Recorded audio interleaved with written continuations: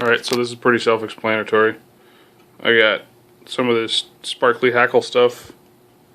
It is this right here. You notice I didn't tie it in very far back, so we don't want to make it too big for a twitch and fly. So we'll do this, and then hold on, and I'll tie on the bunny fur, and I'll show you what we do. So I took a piece of bunny strip, call it leech or leech, whatever. I don't know, it's rabbit fur. This one is pink with black tips. And you see I tied on, I pulled it out straight so that it lines up with that. And then I tied it on, pulled the fur back, made a little open spot, tied it on where I tied that on. So I got this flopping around like that. So now I will do some more. I'm going to wrap this forward, kind of like this,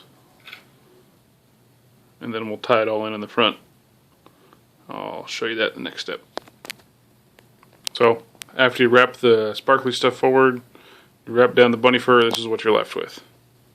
So you got all that, you got this tied down there, it's snug. And now you start with the marabou and then some hackle.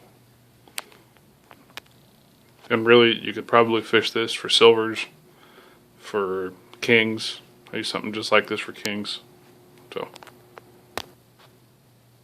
So I'm using, because I have a red head on there, I'm using this blood red marabou red or barred orange. When you tie on marabou, you tie it on tip first.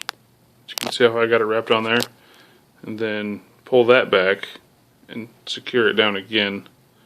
So I'll do that, and then wrap this around, but when you wrap it around, make sure that you're pulling back all of these feathery things so that it all points that way.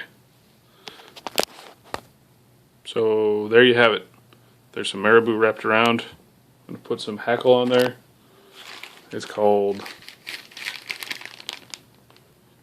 schlappen. The difference between this, we can talk about later, or you can look up it on the internet. There's all kinds of different hackle, but schlappen is nice for wet flies. I'll show you after we're done here. Okay.